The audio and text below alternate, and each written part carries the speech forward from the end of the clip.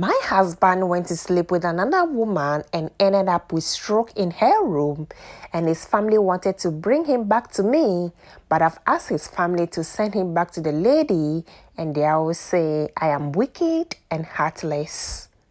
Well, before you also judge me as to why I am rejecting my own husband, please listen to my full story. My husband and I have been married for 21 years. I am currently 45 years while he is 52 years. We have 3 children together. When my husband and I married, we were living in the village and life didn't look so promising, especially for our children's future. So we decided to relocate to the city. When we got to the city, life was really difficult and where to sleep was even a problem, especially looking at how young our children were at the time. So we resorted in sleeping in people's uncompleted buildings for so many years. I am a very good cook, so when we got to the city, I started selling different kinds of our local foods, which was later expanded into a decent mini restaurant. My husband, on the other hand, was a carpenter, and together we put our resources together in order to keep us going. Fortunately, we were able to raise enough money from our small businesses and were able to put our children through school. Then we were finally able to rent a decent accommodation, which is popularly known as a compound house, where so many tenants on the same compound shared one washroom and one toilet facility. It was not the best of places to live, but we were happy that at least we had a decent accommodation over our head. But a few years in living in that house, a very pretty young lady came to rent one of the rooms in the compound house, and I realized something started changing and happening to my husband. In the middle of the night, my husband would tell me that he was going to urinate, and sometimes he would be gone for about 30 minutes. From the beginning, I didn't really pay much attention to how long he would go away to visit the washroom at night. But then one day he told me that he was going to visit the washroom to urinate, but then he was away for a whole 1 hour. I thought maybe he had wanted to take some fresh air outside after using the washroom since our room was pretty warm. So I didn't really pay much attention as to why he was away for that long. One day, he was away for about 2 hours when he told me that he was going to visit the washroom to urinate and had not returned. So I got alarmed and decided to go out to see if he was okay. But when I went to the washroom, my husband was not there. So I got so worried and decided to sit in the dark under a tree on the compound, and slowly I saw my husband come out from the room of this young lady who came to rent one of the rooms on the compound. When I saw that, I knew exactly what it meant. He was obviously having an affair with this young lady, but I decided not to ask him anything. I lived in peace with him without raising an eyebrow or causing any confusion in the house. As he treated him well like a good wife would, and life continued. Then from time to time, he would tell me the same story, that he was going to visit the washroom and he would be away for a long time. And whenever I peek through the window, I'll see him come out of the young lady's room, and this continued for a very long time. Then one day, my husband told me around 10 p.m. in the evening that he was going to the washroom as usual, but for more than 3 hours, he was not back, which was quite unusual of him. So I went to check if he was in the washroom, but of course, he was not there. So I already knew where he was or where he went. So I went to bed hoping that in the morning he will return or he will come back before I woke up. But strangely, when I woke up at 6 a.m., my husband was still not back. So I brought out our dirty clothes and started washing them in front of our room. But I realized something very strange that was happening while I was washing our clothes. But I realized that while I was washing the clothes, the young lady that was having the affair with my husband We'll go into her room, then we'll come out. We'll go into her room, then we'll come out again. Then she'll go into her room and we'll come out again. All this while, I was still concentrating on my clothes, but I was wondering as to why she would go into her room and come out. And each time that she went into her room and came out, she had this worried and anxiety written all over her face.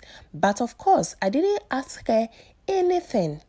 When I was done washing the clothes, I went inside our room, and by this time it was almost 8 a.m. but my husband had still not come to our room.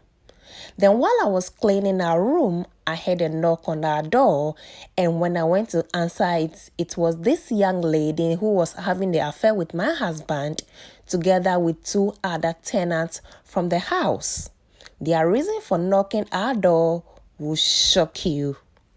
Apparently, when my husband went into this young lady's room to have fun as usual, while they were having an aggressive sex, his body suddenly froze and he was suddenly struck down with stroke.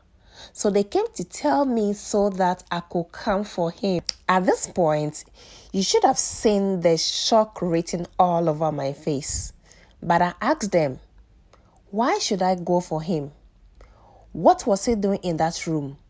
How did they get there in the first place? Then I continued to ask them, what was I going to do with the man who told me that he was going to the washroom to urinate and ended up in someone else's room? How did it happen?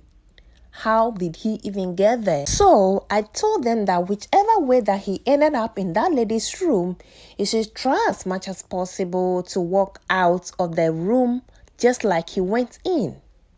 Well, when they realized that I was not prepared to get involved with any of those drama that they had wanted to get me into, they went to get a taxi and rushed my husband to the hospital. He was hospitalized for almost a week, and finally, when the doctors decided to discharge him to go home to continue his treatment, I was contacted again by one of the tenants who sent him to the hospital, telling me that the doctors wanted to discharge my husband. Therefore, I should prepare towards his coming home as a stroke patient. Ha ha ha ha. I laughed out so hard and told them that I could not accept and keep a stroke patient in my room because when my husband was leaving our room to urinate that night, he wasn't a stroke patient. Therefore, wherever he went to get that sickness, he should be taken back to that same place. Very funny. Funny enough, the young lady also refused to accept him in her room, and so my husband was left in the hospital for almost 2 weeks. Then finally, his family, I meant his mom, dad, and siblings were later contacted, and they were now asking and pleading with me to accept my husband in because legally, socially, and religiously, we were still married and he's still my husband. Well, I still stood my grounds and asked them to send him back to where he got the disease from because I am not ready to accept him back in that state. If he's able to walk back into our room just like he left that night, I am equally willing to accept him as my husband. Now, all his family members think that I am wicked and heartless for not wanting to accept my husband in his state. My question is, why should I accept him in that state to be a burden on my shoulders while the person that he was enjoying and having fun with when he got this disease walks freely? No, I am not prepared to carry such a burden on my shoulders. Not today, not tomorrow. Am I really too weak not to accept this man back though we are still legally married? Well, at the time of writing this, he's still in the hospital. And the interesting thing is that his own family members are also not willing and not ready and not prepared to take him and take care of him. But rather, everybody wanted me to do it because I am still his wife. Interestingly, Everybody is saying and asking me what happened to our marriage vows, for better and for worse, for richer and for poorer. Well, I have made up my mind and I'm not going back on my ways. Now everybody thinks that I am very wicked and inconsiderate. Am I too wicked for not allowing this man back into my life like they are all saying? Am I really wicked? Wow. Guys, what do you make of this story? Kindly leave your thoughts and your opinions in the comment section. And please don't forget to subscribe and turn on your notification for more videos. Thank you so very much for watching. And I'll see you in the next video. Bye.